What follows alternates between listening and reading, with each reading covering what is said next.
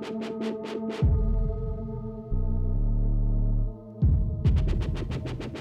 Last Witch of Salem, Prologue, Part 2. On the outskirts of Salem, Massachusetts, June 1902.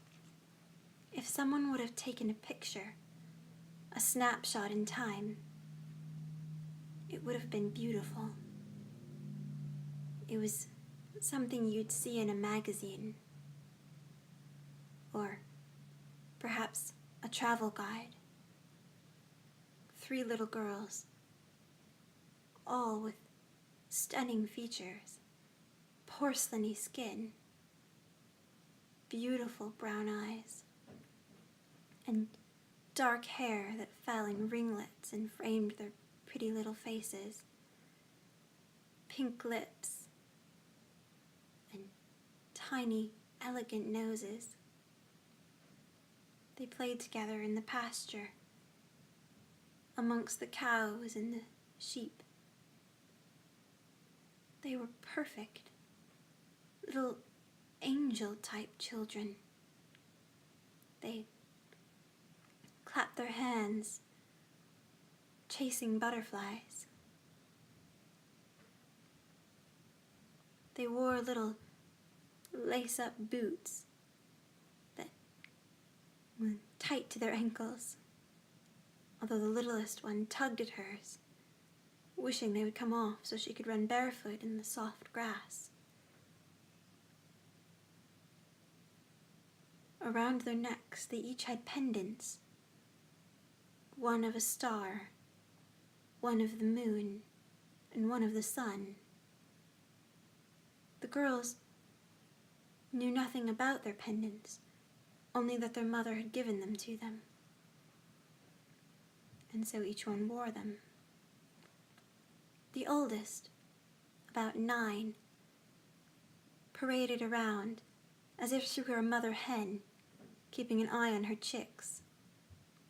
The young one, about 4, still had fat little hands and grabbed at anything she saw.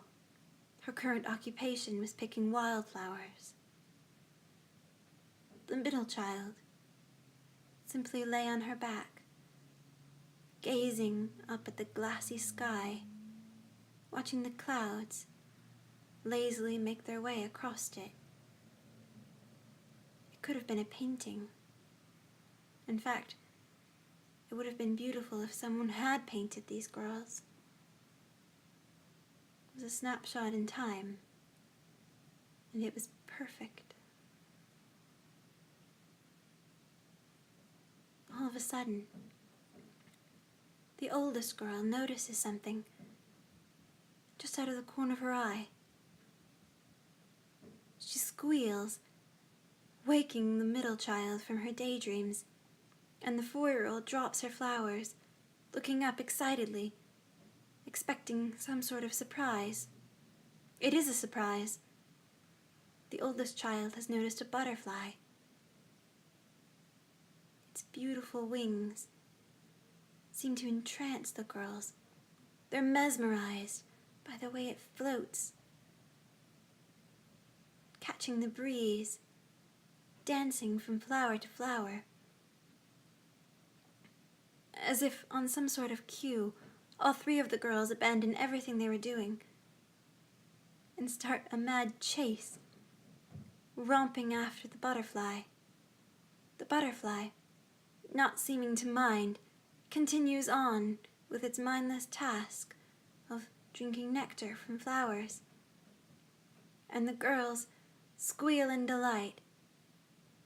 And for a moment, the game continues, and the world is at peace. All of this is watched by their mother. She stands at the far edge of the circle, in the doorway of the cottage, leaning against the doorframe, a dish towel in her hand. She's unlike most women of the age. Instead of her hair tied back in a knot, it's allowed to be loose and free, and it blows in the slight breeze, gently caressing her face.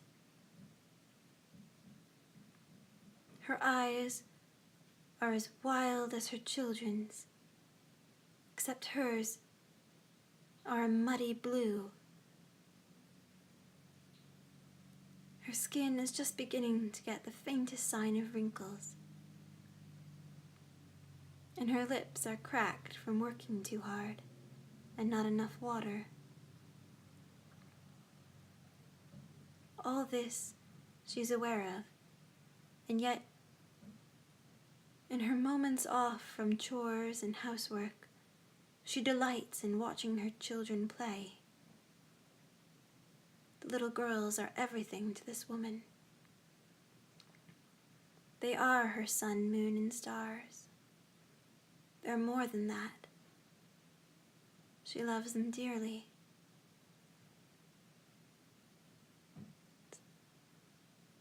A ruckus comes from the cabin.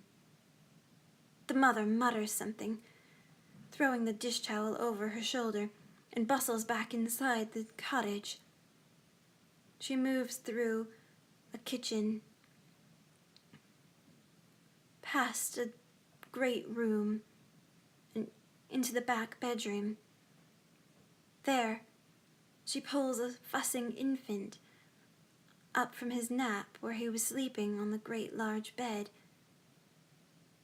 He's sobbing and crying, his face red, a shock of black hair, only thing visible through his nightcloths and blankets he's wrapped in. The mother mutters and puts him over her shoulder, roughly patting him on the back. The baby, still crying, snuggles into his mother.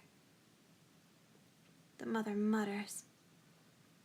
She'd rather not have to deal with a child right now. It's clear she does not like the child that she's holding in her arms.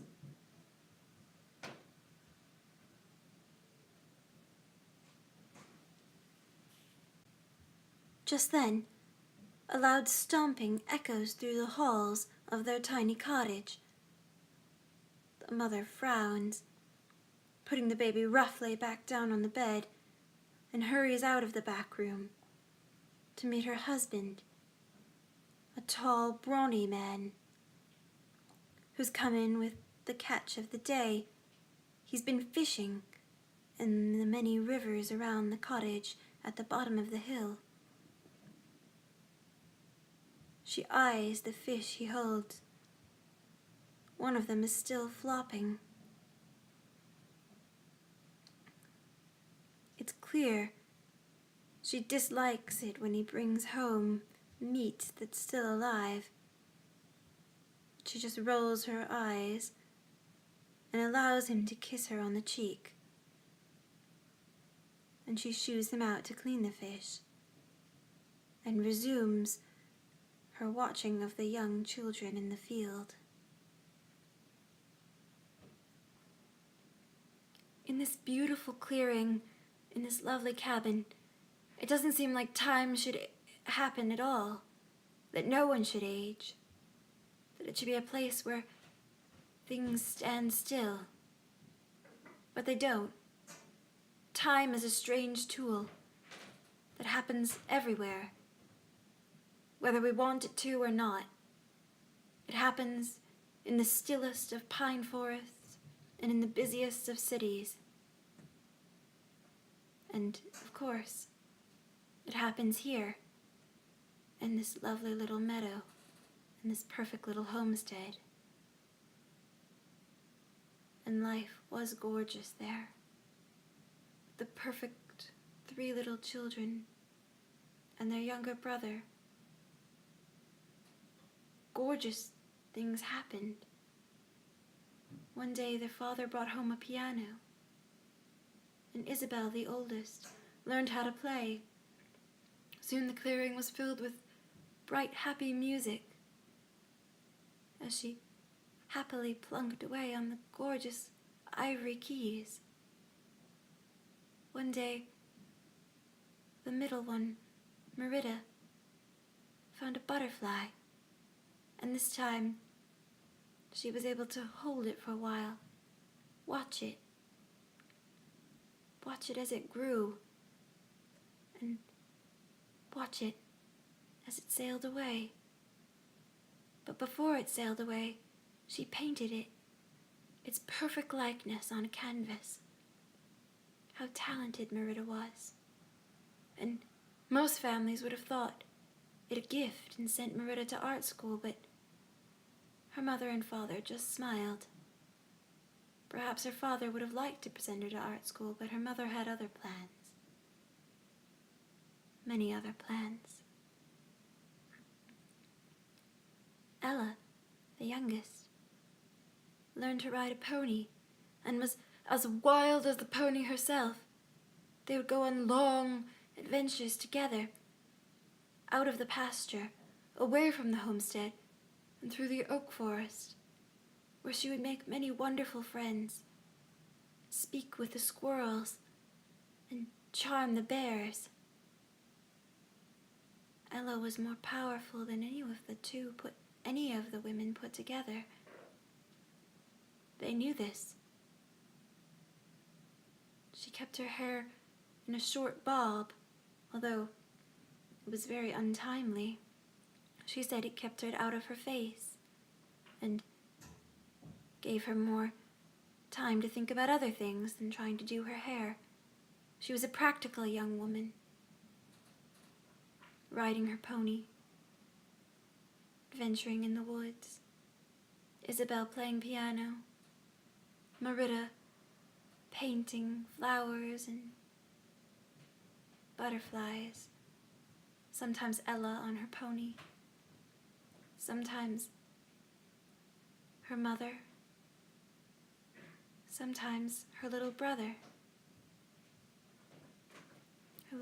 Charles. Charles was perhaps the odd one out, although he didn't seem to get the treatment the three girls got. They all, of course, adored him.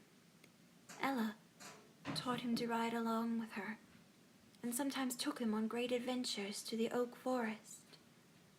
Isabel sat with him and allowed him to play her piano. Merida painted him.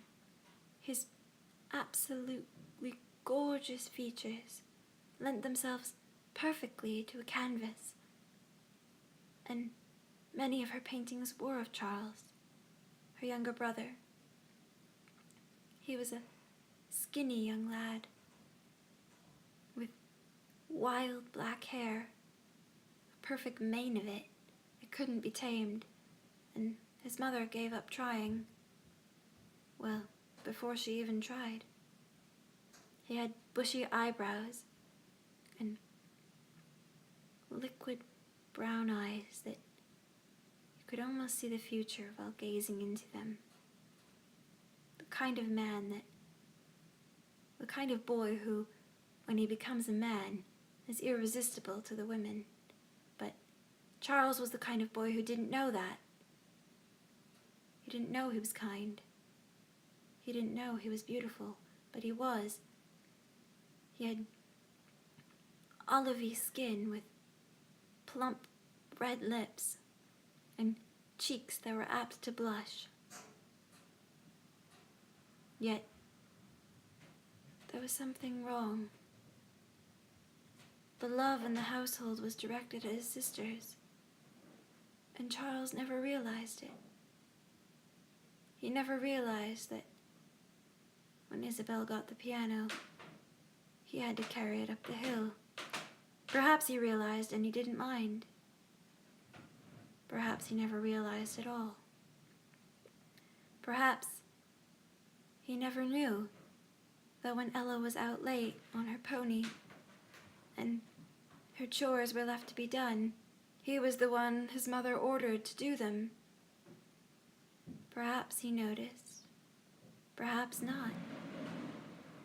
He was not one to complain, for if he did, his mother would give him a cold stare and demand he do it anyway and be quiet about it. To any outsider, it was clear that this mother only had love in her heart for Isabel, Merida, and Ella. But to Charles, things were not as clear. To Charles,